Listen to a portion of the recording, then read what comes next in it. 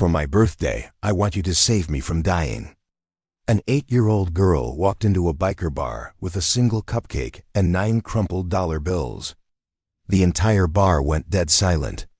Jake, the chapter president, was the first to move. He knelt down to the girl's level. "What's your name, sweetheart?"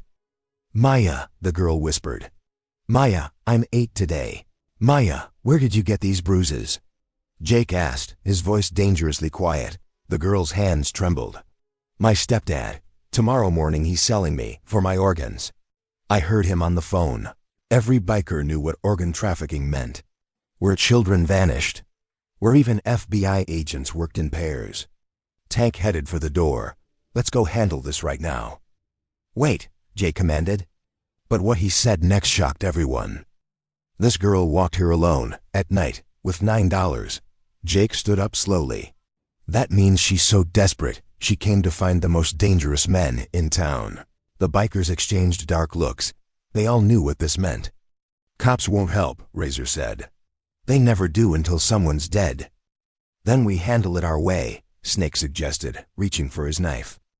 Maya's eyes went wide with fear and hope at the same time. Jake made a decision that would change everything. "Call Doc." Doc wasn't a doctor. He was their member who used to be a paramedic before he got caught stealing medical supplies. He looked at Maya's injuries and his face went pale. "This kid has needle marks," Doc announced. "Fresh ones, blood tests. Someone's checking organ compatibility." The room exploded with cursing and threats.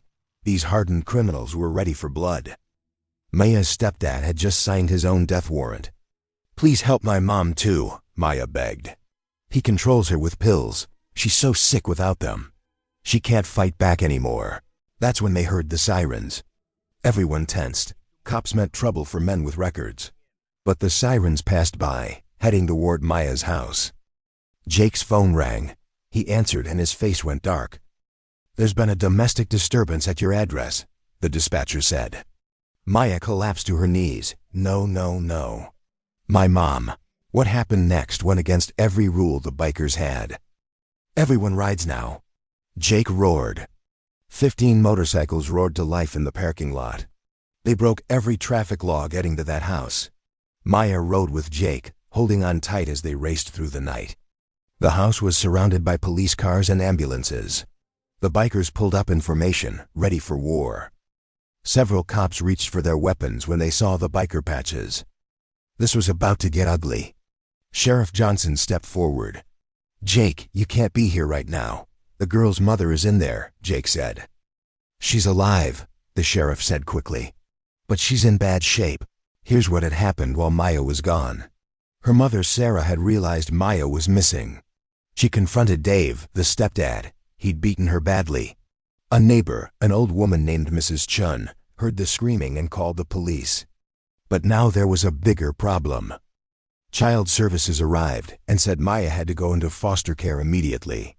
Her mother was being taken to the hospital. Dave was in custody, but only for assault.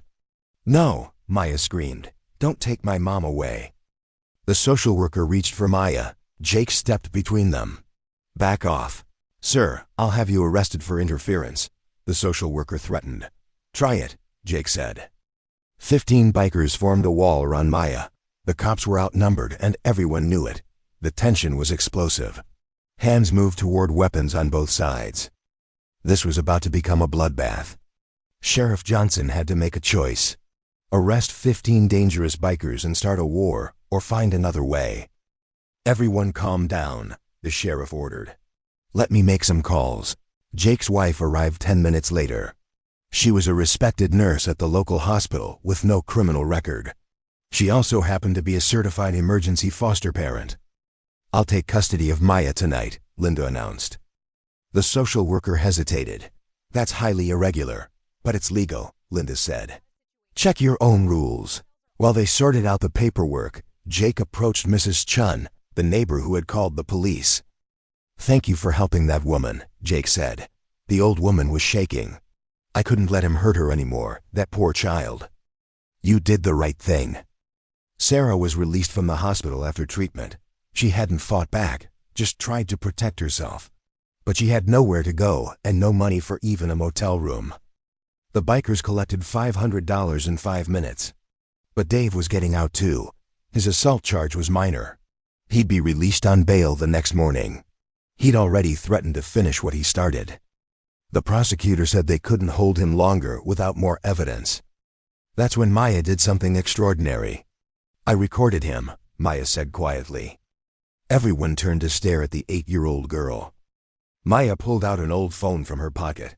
"My real dad gave me this before he died. He told me to record when bad things happen." On that phone were 8 recordings of Dave's phone conversations. Dates going back 6 months. Clear evidence of organ trafficking plans. 8-year-old girl. Healthy. O-negative blood type. $50,000. Last year I moved 3. All successful transactions. Tomorrow morning, 6 a.m., cash only. I'll have her sedated and ready. The prosecutor's eyes went wide. This changes everything. Dave was charged with attempted organ trafficking, child endangerment, and conspiracy. Bail was set at $500,000. He wasn't going anywhere. But the story was far from over. Dave's partner showed up the next day looking for revenge. 2 organ traffickers who wanted Maya and her mother dead for sending Dave to prison. They made the mistake of coming to the motel where Sarah and Maya were staying. 15 bikers were waiting for them. What happened in that parking lot became legend. No shots were fired, but 2 traffickers left town that night and never came back. Some say they're buried in the desert. Others say they're in witness protection. Jake will only say they decided to relocate for health reasons. Dave took a plea deal for 25 years in prison after his partners disappeared. He knew what would happen if he ever came near Maya or her mother again. Mrs. Chun, the neighbor who saved Sarah, was given a community service award by the city. The bikers attended the ceremony and thanked her personally. Sarah was hospitalized again. Doctors discovered Dave had been giving her the wrong medications. Her real illness was mild, but Dave had made her sicker with heavy pills to keep her weak and dependent. With proper treatment, she recovered fully in 3 months. Maya and her mom moved into a new apartment protected by the motorcycle club. Any man who looked at them wrong got a visit from 15 bikers who explained the situation clearly. Maya kept those $9 though. Years later, when Jake asked her why, Maya said something profound. "Those $9 were worth more than money," Maya explained. "That cupcake wasn't just a birthday wish. They were the price of my freedom and my mom's life. They bought me an army of guardian angels who looked like demons." Jake framed those $9 and the dried cupcake in the Iron Horse Bar. The bikers still meet at that bar every Thursday night. And if a child ever walks in asking for help, they remember Maya and the birthday wish that changed everything. Sometimes the most dangerous men make the best protectors because they understand violence and know exactly when not to use it. Sometimes family is 15 dangerous bikers who chose to save you on your darkest birthday and turned your death wish into your greatest gift.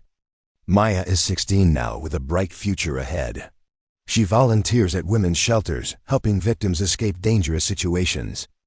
She still visits Jake every week, not because she needs protection anymore, but because family isn't always blood.